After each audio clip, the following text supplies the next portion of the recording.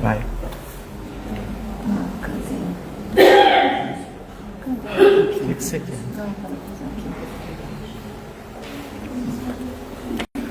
Boa noite a todos. Tá? Vocês estão me ouvindo bem? Boa noite a todos. Sejam todos muito bem-vindos à casa de...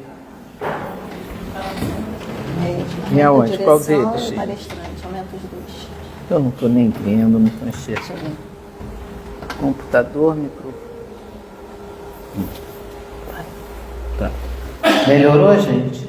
Ah, tá ótimo agora, né? Sejam bem-vindos à casa do Dr. Bezerra de Menezes. Sintam-se todos acolhidos, abraçados, socorridos por esse médico, por essa equipe tão amorosa que nos recebe aqui sempre com tanto carinho. Tem alguém chegando pela primeira vez hoje? Ah, seja muito bem-vinda. Quem? Ah, você também. Então sejam bem-vindas. Qualquer dúvida, procure um de nós, que a gente dá todas as informações, tá bom? Hoje nós teremos o prazer de ouvir a nossa amiga Ana Cláudia, que vai nos falar sobre pertencimento à luz do Mestre Jesus, aqui na minha frente. Pertencimento à luz dos ensinamentos de Jesus, né? Vamos fazer o preparo do livro Fonte Viva, que é Psicografia de Chico Xavier pelo Espírito Emmanuel. Depois, então, faremos a prece inicial e daremos início ao estudo da noite. Avancemos. Irmãos, quanto a mim, não julgo que haja alcançado a perfeição, mas uma coisa faço, e é que, esquecendo-me das coisas que atrás ficam, avanço para as que se encontram diante de mim. Paulo, Filipenses, capítulo 3, versículo 13 e 14. Na estrada cristã, somos defrontados sempre por grande número de irmãos que se aquietaram à sombra da improdutividade, declarando-se acidentados por desastres espirituais. É alguém que chora a perda de um parente querido, chamado à transformação do túmulo. É o trabalhador que se viu dilacerado pela incompreensão de um amigo. É o missionário que se imobilizou à face da calúnia. É alguém que lastima a deserção de um consórcio de boa luta. É o operário do bem que clama indefinidamente contra a fuga da companheira que não lhe percebeu a dedicação afetiva. É o idealista que espera uma fortuna material para dar início às realizações que lhe competem. É o cooperador que permanece na expectativa do emprego ricamente remunerado para consagrar-se às boas obras. É a mulher que se enrola no cipoal da queixa contra os familiares incompreensivos. É o colaborador que se escandaliza com os defeitos do próximo, congelando as possibilidades de servir. É alguém que deplora um erro cometido, menosprezando as bênçãos do tempo em remorso destrutivo. O passado, porém, se guarda as virtudes da experiência, nem sempre é o melhor condutor da vida para o futuro. É imprescindível exumar o coração de todos os envoltórios entorpecentes que, por vezes, nos amortalham a alma. A contrição, a saudade, a esperança e o escrúpulo são sagrados, mas não devem representar impedimento ao acesso de nosso espírito à esfera superior. Paulo de Tarso, que conhecera terríveis aspectos do combate humano na intimidade do próprio coração e que subiu às culminâncias do apostolado com Cristo, nos oferece roteiro seguro ao aprimoramento. Esqueçamos todas as expressões inferiores do dia de ontem e avancemos para os dias iluminados que nos esperam. Eis a essência de seu aviso fraternal à comunidade de Filipos. Centralizemos nossas energias em Jesus, caminhemos para diante, Ninguém progride sem renovar-se. Vamos já com esse convite feito aqui por Emmanuel nessa reflexão sobre Paulo, que possamos todos nós aqui estarmos unidos num pensamento, num sentimento de aprendiz do Evangelho, aprendiz da vida, mas caminhando sempre fazendo a nossa parte. Aqui estamos hoje voltados a esse aprendizado, que possamos durante essa noite aproveitar cada instante, cada palavra do estudo que a nossa companheira Ana Cláudia vai fazer, para que a gente possa sair daqui com a mente aberta e reflexão positiva. E que toda essa espiritualidade amiga, seus mentores, seus guias espirituais, o nosso querido Dr. Bezerra e Dr. Miguel, com a sua equipe, estejam ao seu lado, favorecendo a sua intuição para que ela possa nos passar o melhor do seu estudo. Graças a Deus.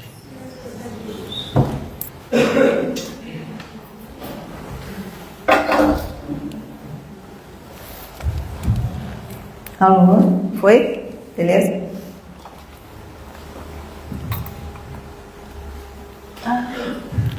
Boa noite a todos. Então, vamos aproveitar esse momento aqui, receber essas benesses do alto, né? E o nosso estudo de hoje, então, como a nossa Thelma falou. Foi? Não. Foi. É sobre pertencimento à luz dos ensinamentos de Jesus. E aí, a primeira que eu trouxe aqui para a gente refletir, para iniciarmos esse estudo dessa noite, é: se você fosse você, como seria e o que faria? Essa pergunta é de um trecho do texto de Clarice Lispector, Se Eu Fosse Eu. Semana retrasada eu fui ver a peça, umas encenações bem impactantes, e eu fiquei refletindo também sobre esse texto e achei que ele tem tudo a ver com a nossa conversa dessa noite. Ela fala assim: quando um ancião onde guardei um papel importante e a procura se revela inútil, pergunto-me: se eu fosse eu e tivesse um papel importante para guardar, que lugar escolheria? Às vezes dá certo, mas muitas vezes fico tão pressionadas pela frase "se eu fosse eu", que a procura do papel se torna secundária e começo a pensar: diria melhor sentir. Eu não me sinto bem. Experimente. Se você fosse você, como seria e o que faria? Logo de início se sente um constrangimento. A mentira em que nos acomodamos acabou de ser levemente locomovida do lugar onde se acomodaram.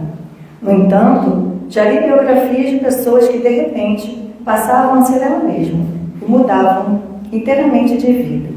Acho que se eu fosse realmente eu, os amigos não me cumprimentariam na rua, porque até minha fisionomia teria mudado. Como? Não sei. Metade das coisas que eu faria se eu fosse eu, não posso contar. Acho, por exemplo, que por um certo motivo eu terminaria presa na cadeia. E se eu fosse eu, daria tudo que é meu e confiaria o futuro ao futuro. Se eu fosse eu, parece representar o nosso maior perigo de viver. Parece a entrada nova no desconhecido. No entanto, tenho a intuição de que, passadas as primeiras chamadas loucuras da festa que seria, teríamos enfim a experiência do mundo. Bem sei.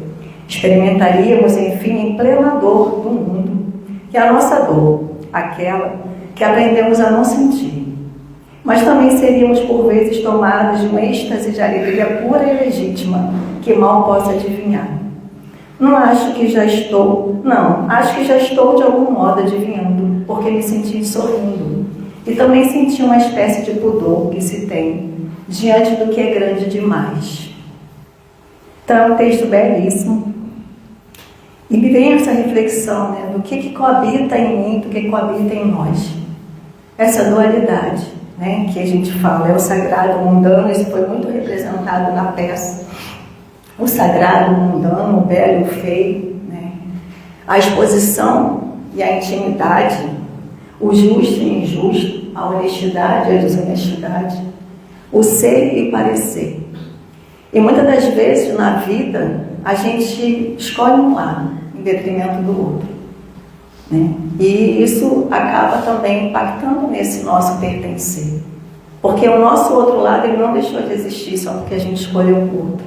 Ele continua ali, atuando de alguma forma. E aí eu também trouxe um curta para a gente dar uma olhada. Um menino que engoliu o choro. Também tem umas boas reflexões aí, que alguns conhecem. E eu acho que também tem a ver com o nosso tema. Tomara que funcione. Não.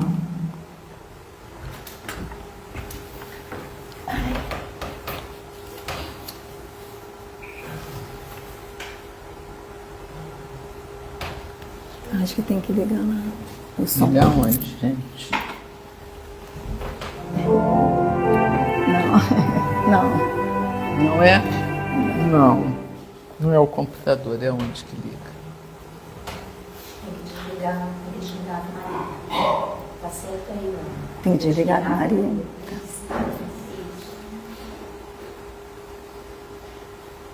Tá vendo? Então me dirige. Vai dar tudo certo.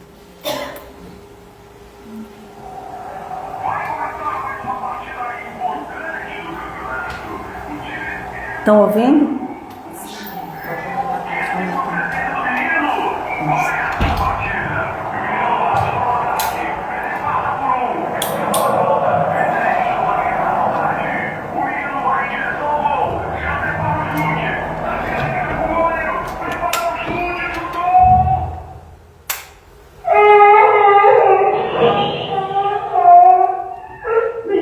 Quantas vezes eu já falei pra você que eu não quero futebol dentro de casa? Agora engole esse choro. Engole esse choro, porque homem não chora. O menino já tinha escutado aquela frase antes, mas nunca tinha dado importância a ela até aquele momento. Tentou engolir saliva, engolir os secos, tentava entender o que o pai quis dizer. Queria logo aprender esse tal de engolir o choro.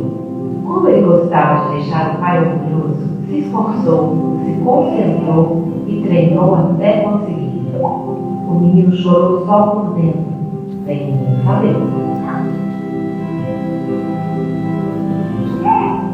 Desde o dia em que o pai o mandou engolir o choro, nada foi capaz de soltar as lágrimas daquele menino.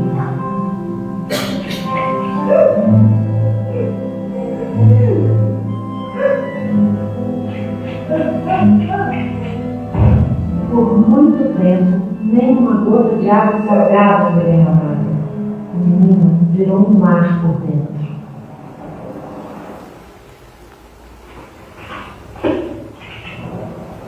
O mar do menino era barulhento. Menino, vem comer. Sua mãe pensava que aquele barulho era fome e passava logo o lanche no menino. Ele engolia, como sempre, o lanche e o choro. O mar que ele trazia dentro de si era revolto e imenso. Ali dentro as emoções se misturavam num maremoto sem fim. O menino sorria, mas eu nem sabia por que sorria. Era um sorriso seco, meio bobo, sem deixar escapar uma dorzinha sequer. Atitudes assim faziam o menino engolir sentimentos que se afogavam no seu profundo mar de dentro. O que foi, menino? A mamãe, o que foi?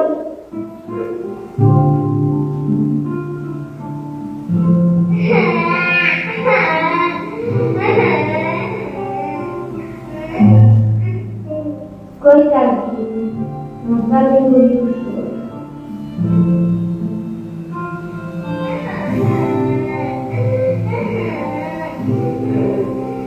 A irmãzinha do menino chorava muito. Chorava e faseava. E depois ainda dizia: como ele dizia? Parece que ela nem queria saber de engolir o choro. Deixava a dor entrar, deixava a dor sair. E assim era uma menina feliz.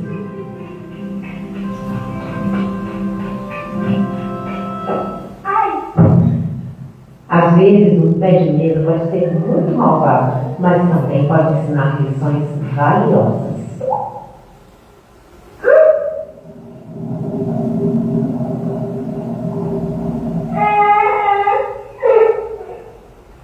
E o menino chorou. Chorou a dor do dedinho do pé, mas também tantas outras dores reprimidas por todo aquele tempo engolindo o choro.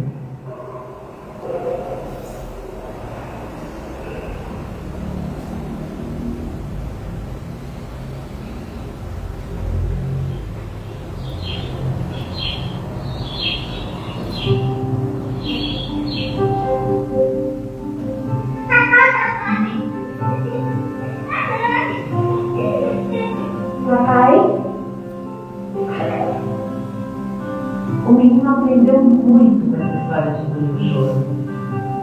E quando tem chance, ensina para quem precisa ele aprender. Pode chorar, papai. Vai te fazer bem.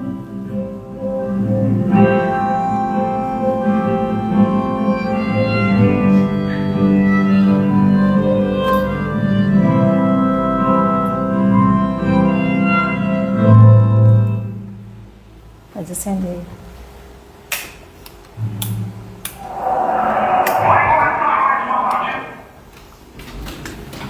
É isso. O menino que engoliu o choro. E assim a gente vai aprendendo e a gente vai ensinando, né? Por meio do que? Isso é o que está dado na nossa educação. Seja nós recebendo a educação, seja nós ensinando, que a gente sempre vai pela via da culpa, do medo e da vergonha. É isso que está à base da nossa educação hoje, né?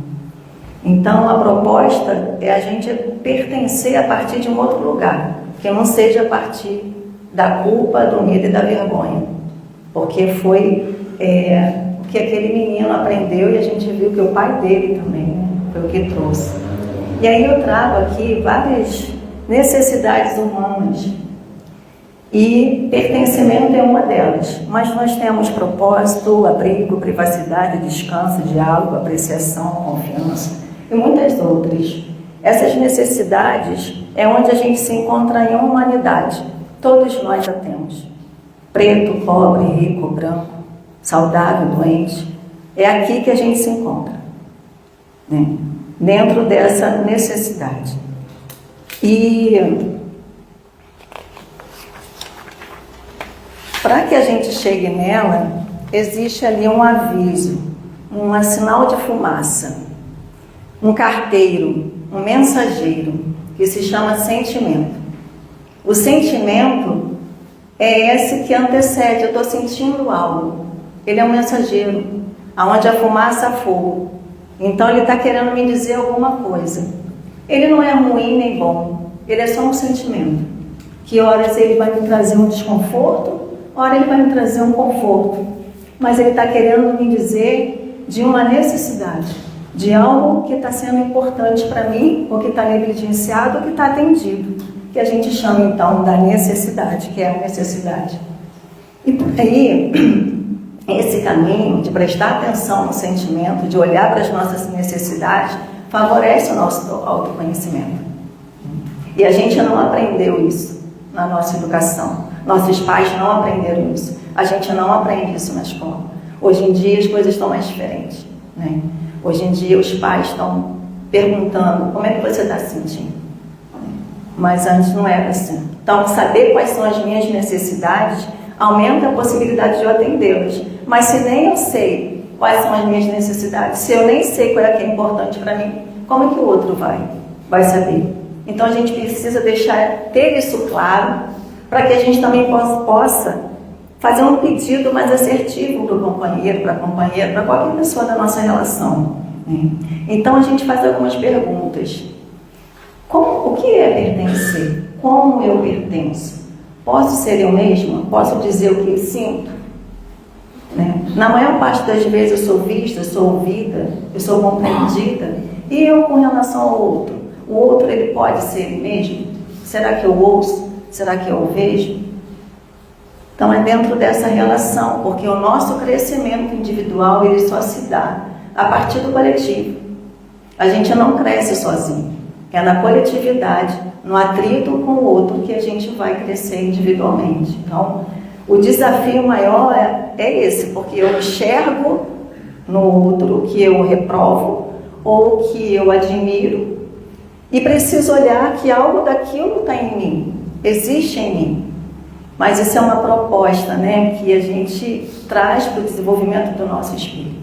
Tudo que acontece nas relações, se eu aprovo ou se eu reprovo, eu preciso ver o que aquilo ali me toca.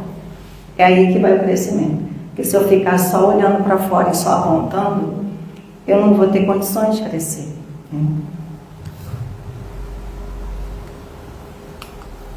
E aí eu já trouxe esse slide na outra palestra que eu dei aqui, mas acho que vale a pena repetir. É um triângulo das necessidades que a Armina Kesher é uma professora de um curso, também eu estou trazendo algumas coisas do curso de comunicação não violenta, que eu acho que tem tudo a ver. Então, ela traz esse material para a gente, né? E ela fala que a nossa vida, ela tem esses, na maioria, né, das vezes, ela tem esses dois triângulos. A gente vai se construindo na vida a partir deles, que é o triângulo da segurança e o triângulo da liberdade. No triângulo da segurança, a gente tem aqui quais são as necessidades que estão nesse lugar. Ser visto, de pertencer, de confiança, confiança naqueles provedores, confiança nos nossos pais, né? E aqui dentro a gente desenvolve crenças, padrões e votos.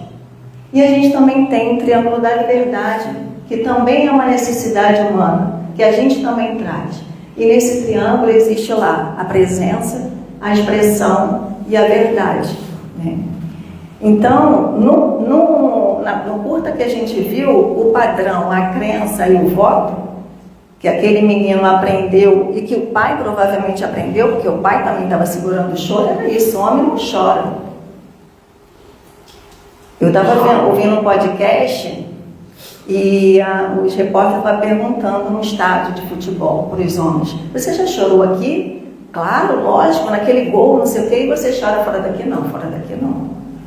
É como se fosse um local que os homens, eles podem chorar, mas fora do estádio, não. Eu só chorei 2 vezes na minha vida em 18 anos, foi quando meu pai morreu, sabe? Foi uma coisa bem assim. E foram vários, né?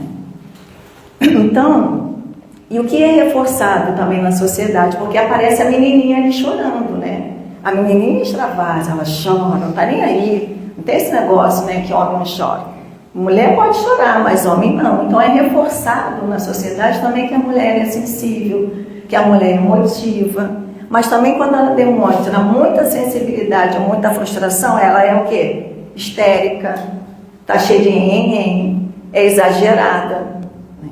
E assim a gente vai colocando as pessoas na caixinha. Mas se o homem, ele demonstra muita sensibilidade, é o quê? Mariquinha, tá parecendo a mulherzinha. Você é um homem honrado, né? Quem nunca falou, quem nunca ouviu isso? Então a gente já nasce, já está dado. A gente já nasce mergulhados nesses rótulos, nesses diagnósticos, nessas generalizações e nesses julgamentos, né? Então acho que é importante. E tem uma matéria que eu li na revista S.A., que é o chamado "É mito ou verdade que mulheres são emocionais e homens racionais?" E aí o texto traz: essa construção cultural acaba desumanizando os homens, que não podem demonstrar medo nem vulnerabilidade. Sem a capacidade de entender suas próprias emoções, eles têm mais dificuldades para demonstrar empatia e se conectar com outras pessoas na vida social e profissional. Então, homens, vocês estão liberados a demonstrar a sensibilidade, a vulnerabilidade, né? Porque é isso. Quando se trata de sentimento, quando se trata de emoção, é do humano. Quem construiu essa coisa de que homem é assim, de que mulher é assado, foi a sociedade, né? Trazido dentro dessas crenças, desses padrões, desses votos. Por que eu voto? O voto é isso. Cara, se eu chorar, eu vou quebrar o meu voto com a minha família, com a minha ancestralidade, e a gente vai nessa loucura. Então, tanto o menino do curta, eu, e 80% porque eu levei esse tema para a evangelização dos adolescentes, e eu perguntei aonde que eles se viam, em que triângulo eles se viam, 80% dos adolescentes da nossa evangelização se mostraram mais identificados com o triângulo da segurança. Não, então fica aí cada um olhando aí para ver onde se identifica mais, se é o da liberdade ou da segurança. Porque a crítica de um comportamento faz a criança silenciá-lo. Eu já sei que isso não é legal. Porque quando eu faço isso, alguém me chama atenção, me envergonha, me culpa, eu tenho medo.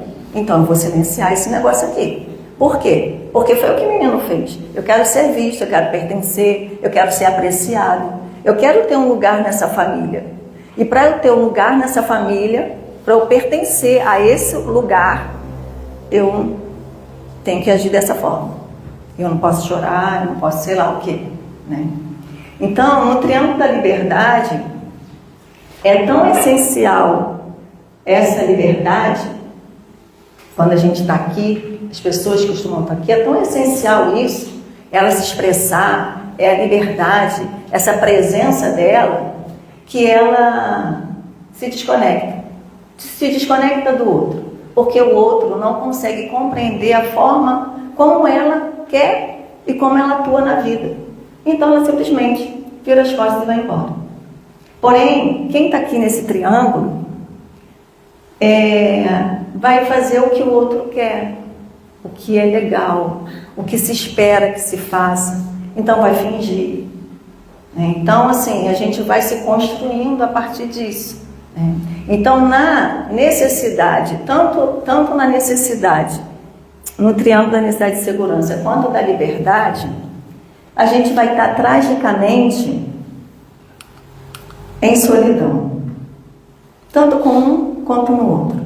Se eu estou no triângulo da segurança, eu estou em solidão de mim mesmo, porque eu estou fingindo ser uma coisa que eu não sou. Eu estou me comportando da maneira como as pessoas acham que eu tenho que me comportar. E se eu estou no triângulo da liberdade, eu estou desconectada do outro. E uma das necessidades que também nós temos é de interdependência. Não de dependência, mas de interdependência. E se a gente vive numa vida de relação, se a gente nasceu numa família, então eu não posso simplesmente virar as costas e viver minha vida desconectada do outro, né? E normalmente a gente aponta para os nossos pais nesses lugares, né? E aí também dentro dessa dinâmica, quando eu estou aqui no triângulo da segurança, normalmente a gente vai para o lugar de submissão, de hiperadaptação. E quando eu estou no lugar lá da liberdade, eu vou para a rebeldia, eu estou em oposição. Então essa é a dinâmica que a gente vai se apresentando na vida desde pequeno. Às vezes a gente vê uma criança mais tranquila, mais educada, ela é tão boazinha, a gente tem esse olhar, né? Então é uma criança ótima de lidar, porque às vezes ela está ali em uma submissão, se adaptando àquele meio, ela não está sendo exatamente quem ela é. Ou então às vezes a gente vê, essa criança não obedece, é sem educação, ela está ali em rebeldia, em oposição, né? Essa é a dinâmica que a gente vai se construindo. Então a ideia é que no processo da nossa vida, como projeto de vida do Espírito, e aí já começa por essa vida, né? É a gente fazer a união desses dois triângulos, não sobrepondo um pelo outro, mas unindo, né? E quando a gente une esses triângulos, forma uma estrela, que a Nina chama de estrela da vida. Isso a gente vai aprendendo com o tempo, né? Transitando por um, transitando por outro, desconfortável em um, desconfortável no outro. Mas a ideia é essa, que a gente forme uma estrela, que isso é chamada estrela da vida. E aí eu trouxe também a metáfora do cano furado, pelo olhar do cano.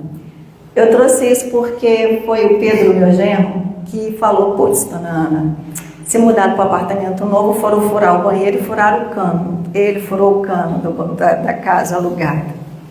E aí eu fiquei olhando para isso, aí ele disse que chamou um faz tudo lá do prédio, faz tudo, chegou, não, seu Pedro, pode deixar que a gente resolve aqui. Pegou um Durepox, tacou no furo. E o Pedro ficou assim, seu Luciano, falando com meu marido, eu não sei, porque botou lá um Durepox, mas ele falou que não vai vazar não. E aí eu comecei a fazer então uma análise em cima dessa questão do cano. Então, o Durepox para mim entra como uma forma de remediar. Vamos remediar esse cano pelo olhar do cano. Eu preciso continuar nessa conexão aqui. Então, eu vou lá e vou remediar com o Durepox. Né? Outras medidas que poderiam ser tomadas era desliga a água, seca bem o cano, lixa aquela parte danificada e bota lá o Durepox ou uma outra cola qualquer. Ou, a depender do tamanho do furo, corta aquela parte que está furada, que está danificada e coloca uma nova conexão. Essa aí que teriam outras possibilidades, mas eu trouxe essas duas aqui para a gente analisar. Então, colar o Durepox sem preparar o local é adiar o problema. Entendeu? Então, é isso a gente na vida. A gente vai levando, tem as crises, tem os conflitos, né? Se a gente for caminhando sem realmente preparar o terreno, resolver, isso só vai adiar o problema. Só estamos remediando. Fingir que está tudo bem para pertencer funciona por um tempo, mas daqui a pouco vai dar ruim. Então, houve um movimento externo, né, que impactou a conexão, que foi o cano.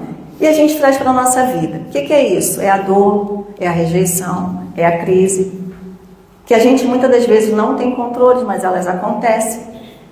Mas ela nos dá a oportunidade de observar que existem outros caminhos para a gente poder, ali, como a gente está falando, de pertencer. Existem outras formas, outros jeitos da gente fazer isso. Então, quando a vida traz isso, não é castigo, não é punição, não é sacanice de Deus. É só a vida acontecendo, trazendo um aprendizado para a gente. Então, achei que essa questão do cano, né, para a gente poder rever como que a gente quer pertencer. No caso lá, resolveram cortar e pegar uma nova conexão e colocar. E aí, tem a passagem de Mateus também, que ele fala, está lá em Mateus 9. Ninguém deita remendo de pano novo em roupa velha, porque semelhante remendo rompe a roupa e faz-se maior a rotura. Nem se deita vinho novo em odres velhos. Aliás, rompe-se os odres e entorna-se o vinho, e os odres estragam-se. Mas deita-se vinho novo em odres novos, e assim ambos se conservam. Como é que é esse pertencer? Como é que eu quero? Eu quero pegar um remendo novo e colocar numa roupa velha? E a gente às vezes tem isso, a gente vai remendando, né? A gente vai dando um jeitinho, a gente vai se adequando para a gente ir cabendo. Mas isso é só um remediar, é só um jeitinho. E aí a gente agora, vamos passar para a segunda parte, que é onde eu trago no meu olhar, e é claro que essas passagens de Jesus têm vários outros sentidos, mas eu estava olhando com esse sentido do pertencer. Então, essa primeira parte a gente olhou para esse dia a dia, né, para as coisas que acontecem na vida com a gente. Mas agora, o que Jesus, né, ele traz, e pelo meu olhar eu trouxe essa questão do pertencimento. E aí o primeiro é: vinde a mim, todos os que estáis cansados e sobrecarregados, e eu vos aliviarei.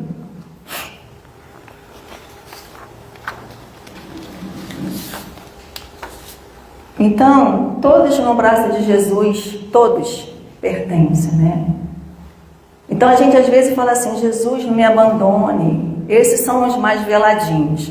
Os mais ousados falam: Jesus esqueceu de mim, né? Mestre, não está vendo o que eu estou passando na vida? Esses são mais ousados, né? Mas, na passagem, ele diz assim: todos que estáis cansados e sobrecarregados. Né? Então, se eu sou autossuficiente, se eu sou aquela que dá conta, Né? Se eu sou aquela que não reconhece a necessidade de descanso, de espaço, de apoio, de suporte, de cuidado, de acolhimento, de parceria, como é que eu vou a Jesus? Como é que eu vou ouvir ele chamar? Vem cá, Ana, olha, você está aqui com uma necessidade aqui de descanso, de apoio. Não vou nem ouvir. Ainda vou falar para ele, Jesus, você não está vendo o que está acontecendo na minha vida? Pelo amor de Deus. Né? Então, assim, a resistência em demonstrar a vulnerabilidade é muito grande para muitas pessoas. E aí eu trago um trecho de que Clarice fala. Às vezes, para algumas pessoas, né, trazer à tona essa vulnerabilidade, como ela fala, parece representar o nosso maior perigo de viver. Então eu não falo eu te amo para o outro, que vai que ele não responde que me ama. E eu vou mostrar ali a minha fragilidade, a minha vulnerabilidade. Então não falo, ficar aqui quietinha, né? Então a gente também vai nessa vibe, aprendendo a engolir o choro. Vamos aprendendo a engolir o choro. Então largar a mão da autossuficiência, do deixa que eu faço, do deixa que eu cuido, do deixa que eu vou, né? Largar a mão dos aplausos, dos elogios que esse lugar que eu ocupo traz, né? É difícil, é desafiador. Largar a performance exigida é outra, porque se eu não performar, eles vão descobrir, vai ver que eu sou incapaz. E aí a gente vai nas nossas loucuras. Então, esse é um desafio, de largar, de sair desse lugar, né? Da gente ousar. E aí eu trago a Clarice de novo, porque ela fala, quem ousa conseguir isso, ela fala, tomada de um êxtase de alegria pura e legítima que mal possa adivinhar. Porque a gente está ali vivendo a nossa verdade. A gente está expressando a nossa verdade, o que a nossa alma está pedindo. Eu não estou ali pertencendo, fingindo, né? Então, temos ali alguns outros atores que se encontram nessa dinâmica. E um ator que eu trago é a arrogância. Quando a gente fala arrogância, a gente pensa aquele arrogante raiz, nariz em pé, que se sente melhor do que o outro. Mas tem o arrogante no contexto de demonstrar essa vulnerabilidade, essa fragilidade, querendo parecer algo que não é, né? Então eu não estou dando conta, e eu não estou enxergando o que é importante para mim, não estou legitimizando o meu sentimento, mas eu tenho que parecer que eu sou forte, eu tenho que parecer que eu sou da conta. Isso é arrogância. Isso é arrogância. De uma forma mais veladinha, mas é arrogância. E ainda tem um outro tipo de arrogância, que é a arrogância em quando eu pertenço e não reconheço que eu pertenço. E talvez onde está a arrogância nisso? Porque eu quero ser 100% visto, 100% compreendido, 100%, então existe uma exigência minha, uma autocobrança minha interna, e o que eu acho que é externo, então eu já estou até pertencendo. Mas essa arrogância está me atrapalhando de ver. Então eu trago esse ator aqui para a nossa conversa, porque ele faz parte, né?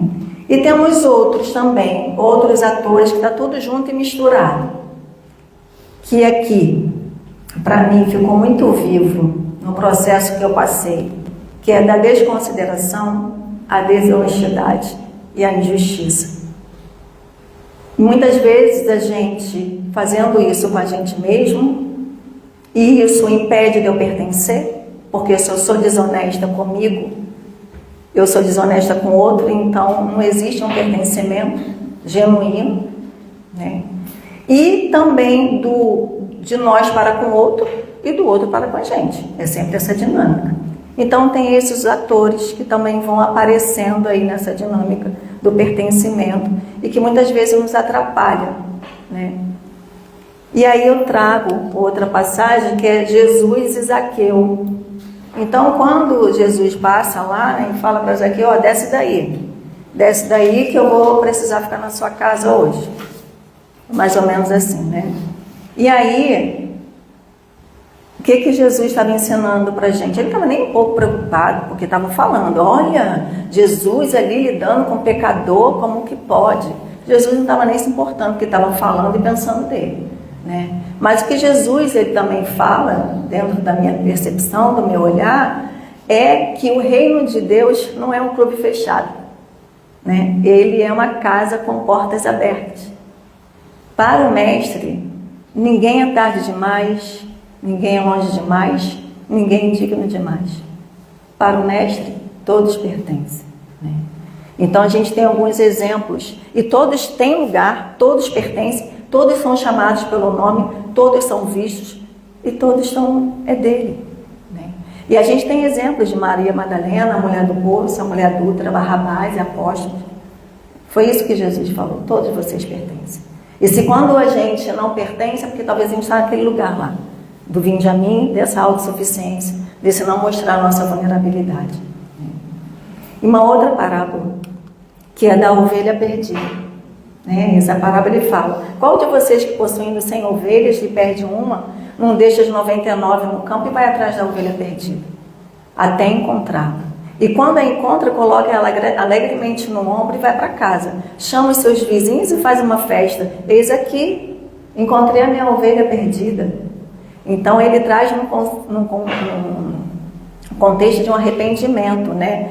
Eu lhes digo que da mesma forma haverá mais alegria no céu por um pecador que se arrepende do que por 99 justos que não precisam arrepender-se.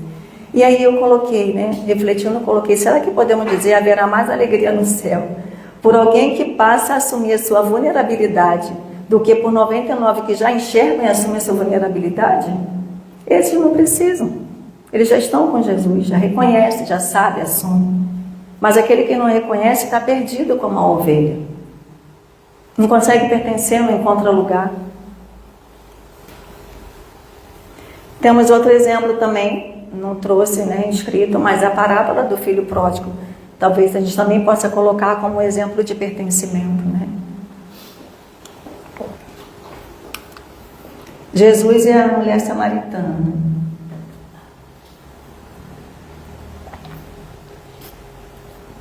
Nessa passagem ele estava cansado. Porque Jesus cansado, estava cansado. E ele sentou no poço, né, nessa fonte. Era quase a hora sexta, e aí vem uma mulher da Samaria tirar água. Jesus lhe disse: dá-me de beber. A mulher samaritana diz: como tu, sendo judeus, pedes de beber a mim, que sou mulher samaritana? Porque judeus e samaritanos não se davam bem. Em resposta, Jesus lhe disse: se conhecesse o dom de Deus, e quem é aquele que te diz, dá-me de beber, tu lhes pedirias e ele te daria água viva. E Jesus, não coloquei aqui para não ficar grande, ele começa a falar para essa mulher coisas da vida dela. Como eu falei, Jesus conhece um por um. Jesus conhece, chama ela pelo nome e fala de todas as vidas, dos relacionamentos dela, e ela fica: só pode ser tu, mestre, para saber todas essas coisas. E sai alegremente e volta lá para Samaria falando, né, que o mestre fez. E aí Jesus, ele fura a bolha do preconceito pelo qual essa mulher passava. Ele acolhe e diz para essa mulher: eu te vejo, você pertence, né? Sem exigir que ela se adeque às regras de Jerusalém, de Garizim. Não tinha exigência, não tem que seguir regra. Eu só estou te vendo e você pertence. Não importa se é de Samaria, se é samaritano, se é ateu, se é judeu, não importa. Então é isso que ele diz. Ele oferece água viva, né, que flui sem vazamento. Quando a gente olha para o cano, né, ele oferece água viva que flui sem vazamento, que cura a sede de pertencimento para sempre, né, de forma definitiva. É essa água que ele estava oferecendo a ela. E por que ela estava indo buscar água na sexta hora, que é em torno de meio-dia? Porque as outras mulheres, elas iam bem cedo para pegar o sol mais fresquinho. Mas ela ia a essa hora para que não fosse julgada por as outras mulheres, pelos seus relacionamentos, pela vida que ela levava, né? Mas Jesus trazendo aí para mim esse exemplo de pertencimento.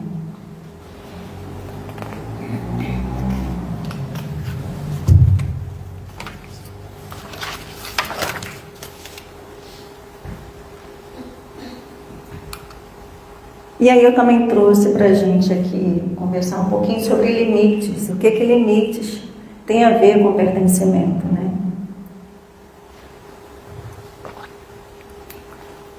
Lá no Evangelho de João, quando Jesus é interrogado pelo sumo sacerdote a respeito dos seus discípulos e ensinos, né? Ele responde que ele falou publicamente na sinagoga, que ele não tem nada para esconder. Então, que o sumo sacerdote fosse perguntar lá para os apóstolos lá, porque eles vão saber dizer o que ele tinha dito, o que ele tinha ensinado. E aí, o guarda não gostou dessa resposta que Jesus deu para ele, porque Jesus falou: por que me interrogas? Interroga-se os que ouviram o que lhes falei, eis que eles sabem as coisas que eu lhes disse. E aí ele fala: como é que você responde assim o sumo sacerdote? E dá uma bofetada na cara de Jesus. E Jesus fala para ele: se falei mal, testemunha a respeito do mal, mas se falei bem, por que me açoitas? Então, Jesus está revelando aqui para a gente a doutrina da não violência. Ele exemplifica o tempo todo, né, essa doutrina da não violência, onde é possível usar o conflito, a agressividade, a luta, a força, sem violência. Ele não revida, mas também não deixa de se colocar. Ele não aceita aquela violência física em silêncio. Então, a gente tem outros exemplos de lutas, de energias de agressividade que a gente precisa muitas vezes, né, dentro desses conflitos, daquilo que a gente quer, daquilo que a gente pertence, da nossa cidade, do nosso país, do nosso local, da nossa família, que trazem esse exemplo de limite. Espera aí, calma aí.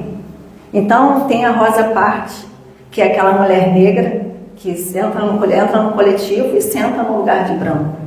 E aí o policial chega para ela e fala: seu lugar é não, sai daí. Ela fala: não sai, não sai.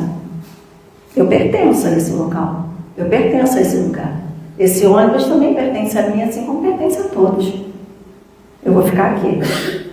Então ela foi um exemplo desse limite, desse pertencimento, dessa força, dessa luta, dessa agressividade sem violência, né? A gente também tem Lema Boyu, não sei se é assim que se é, mas ela é uma ativista da paz liberiana. Ela liderou um grupo de mulheres que ajudou a encerrar a Segunda Guerra Civil lá na Libéria. E o que a Lema fazia? Ela reunia diariamente as mulheres, todas elas, acho que estavam, né, dentro desse grupo, e iam para o mercado de pescado, aonde o presidente tinha que passar todos os dias. E elas todos os dias estavam ali. E elas vestiam branco. Elas vestiam branco simbolizando a paz e a neutralidade. E elas foram além. Elas fizeram greve de sexo. Então, não tem sexo. E aí a guerra acabou. Não levantaram armas, fizeram nada de violência, não agrediram ninguém. Então é não resistais ao mal, não resistir ao mal por meio da violência, que é o limite, que é dado. Essa terra é nossa, a gente pertence aqui. Então são formas que se encontram de pertencer, não pela violência, de estar, não pela violência, mas encontrando outras formas, porque as necessidades são humanas. E aí também tem João,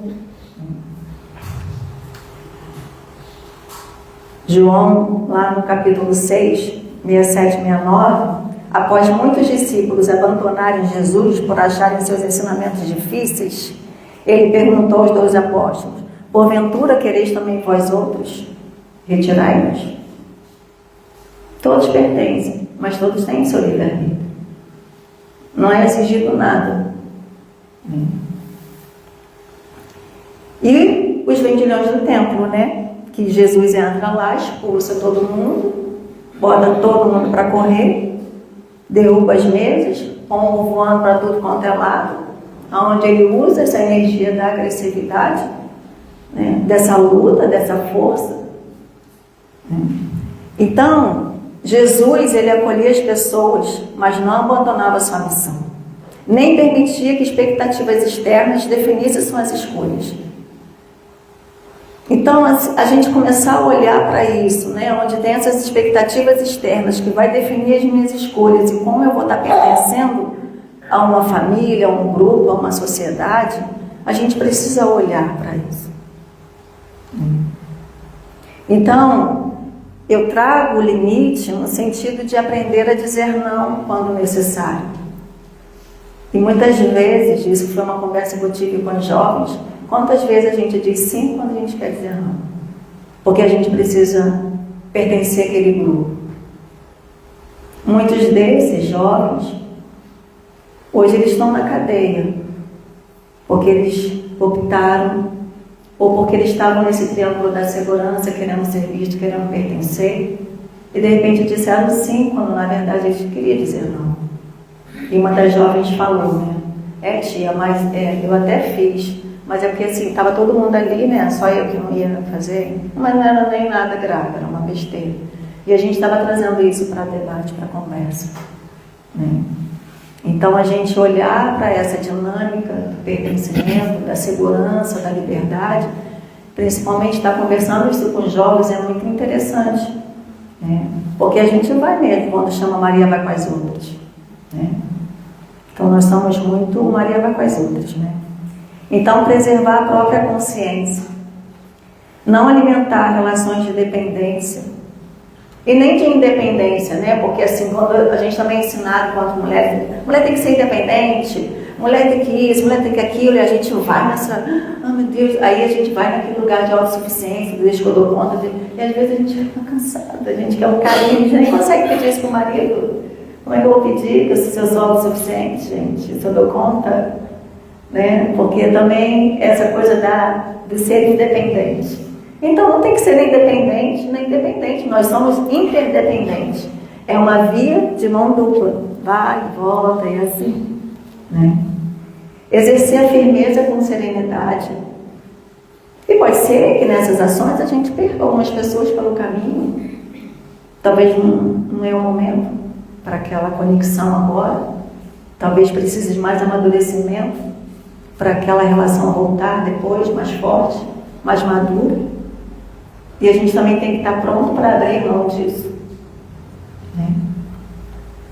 Respeitar o espaço e as escolhas do outro, que foi o que Jesus falou, né? Vocês também querem ir embora? Tudo bem. Então, acho que também isso faz parte do pertencer. E muitas vezes a gente quer que aquela pessoa pertença. Que ela pertença a mim, inclusive. Porque se não pertencer a mim, também não vale a pena. E também não vai pertencer a mais ninguém. E aí a gente volta, como eu já falei aqui anteriormente, para esse lugar do engole choro, do homem que não coloca suas emoções, né? E assim também não consegue olhar a sensibilidade, a emoção do outro. E aí a gente vê esse aumento do feminicídio acontecendo. Porque não reconheceu essa necessidade. Não sabe o que é importante para si. Não sabe entrar em contato com a sua vulnerabilidade. E quer que o outro pertença, ou quer pertencer à vida do outro na violência. E a gente trouxe alguns exemplos aqui, né? Teve um exemplo da Maria da Penha, que é a tia Penha, ali na favela, ali na comunidade do Autódromo, em 2016, quando eles tentaram remover, e ela não. Uma líder comunitária que falou não. Esse lugar nos pertence. E essa proposta que vocês estão fazendo aí é absurda, né? E só saíram, alguns ainda estão lá, resistiram, mas só saíram depois de uma proposta mais justa. Então, eu trouxe o limite também para a gente falar a partir desse, o que é esse pertencer, né? Então, são caminhos para pertencer que a gente vai aprendendo. Talvez a gente não aprenda nessa vida, mas que a gente vai aprendendo a pertencer sem máscara, sem violência, sem exigência, sendo quem nós somos. E até mesmo porque a gente nem sabe quem nós somos de verdade, a gente vai aprendendo no meio do caminho, né? Mas criar um espaço seguro internamente, né? E a gente ter um espaço seguro fora, seja na nossa família, seja na sociedade, seja aqui, seja no trabalho, ajuda bastante, né?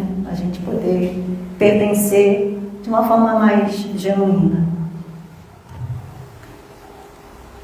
E aqui, para finalizar, eu trouxe esse textinho onde fala que o pertencimento à luz de Jesus não é sobre parecer inteiro para os outros, nem aquele cano maquiado lá de Durepox.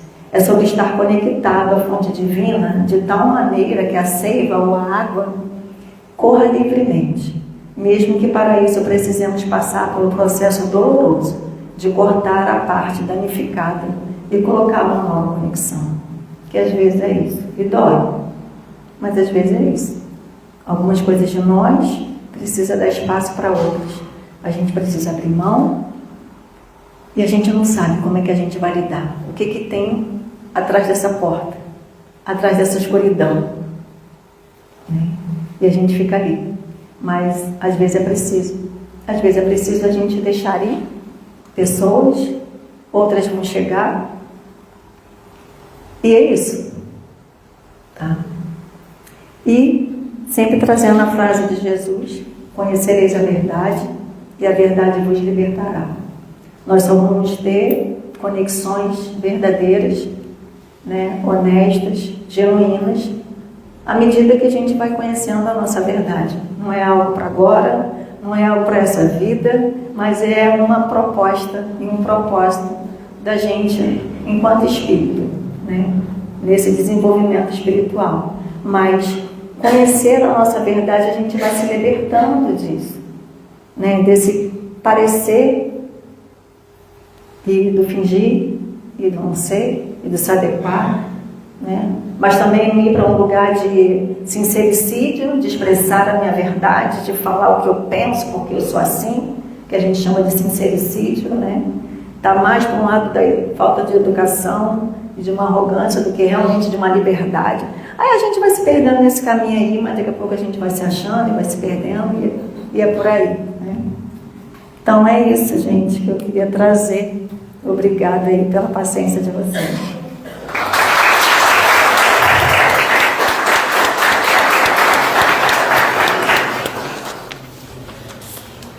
Encerramos assim a primeira parte da nossa reunião, agradecendo muitíssimo a Ana por este momento de reflexão que a gente vai levar dentro do nosso coração e buscar essa estrada desse caminho do meio para a gente ter um pertencimento realmente autêntico, né? E não maquiado que muitas vezes a gente faz. Enfim, muito obrigada por tudo. Vamos passar agora para a segunda parte, que é o passe, pedindo aos nossos passistas que se coloquem nesse momento.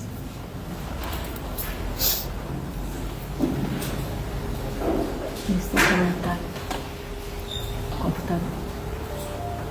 Isso.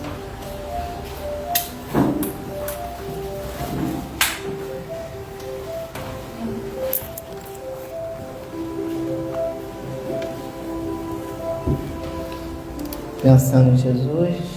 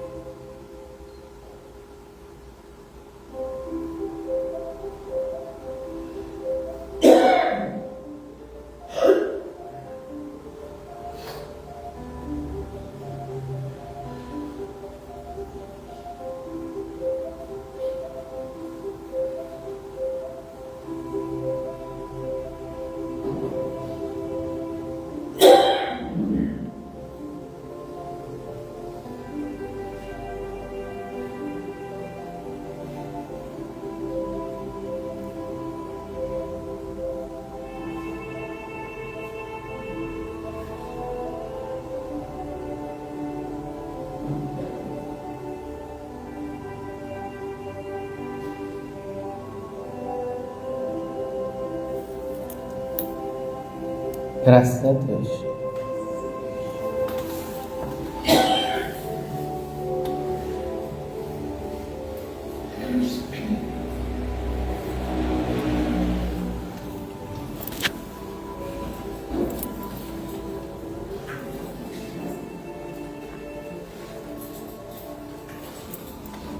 Pai amado, Mestre querido, agradecemos mais uma vez a oportunidade de aqui estarmos refletindo junto aos seus ensinamentos.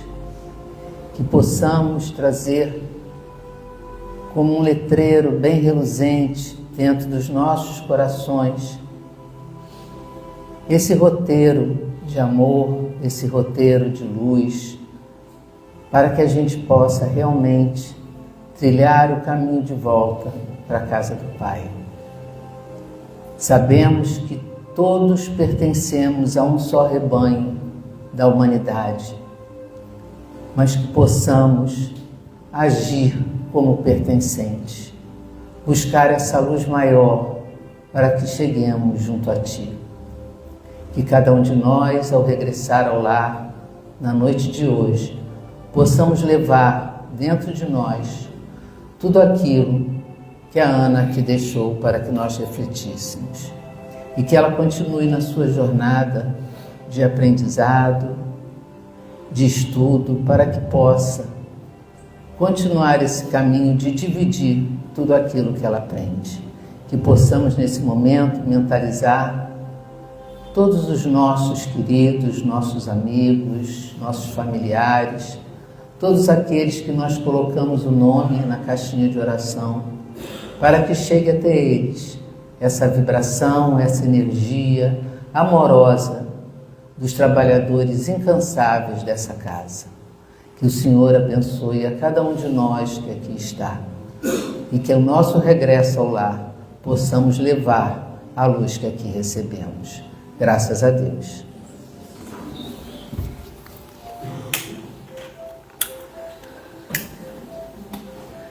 Eu peço só mais um minutinho da atenção de vocês. Nós não temos nenhum aviso para esse mês assim mais importante, porque já tivemos a nossa festa junina, mas lembramos sempre das necessidades aqui da nossa casa, né? A nossa casa para estar aqui aberta, com luzes e funcionando e atendendo a todos que aqui chegam, a cesta básica, as gestantes, as crianças. Nós precisamos da colaboração de todos vocês. A nossa casa não tem uma ajuda externa, nós não temos uma ONG, né, que sustente a nossa casa.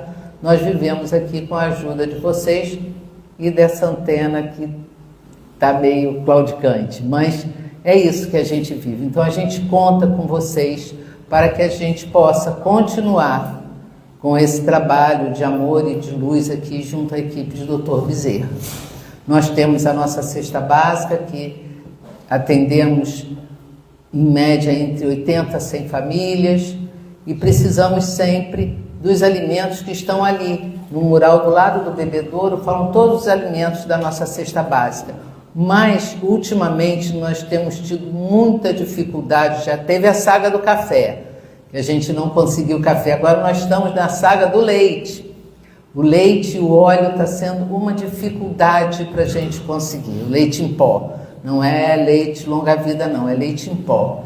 E está sendo muito difícil, né, de conseguir. Então, quem puder colaborar com leite e óleo e todas as outras coisas que estão ali também, né? A gente agradece muito, as famílias também agradecem bastante. Temos o nosso brechó, que funciona às terças e quintas, a nossa livraria e a nossa biblioteca e a cantina, que funcionam meia hora antes e meia hora depois da palestra, enquanto tiver gente aqui pela casa. Então, visitem a nossa livraria, a nossa biblioteca, a nossa cantina.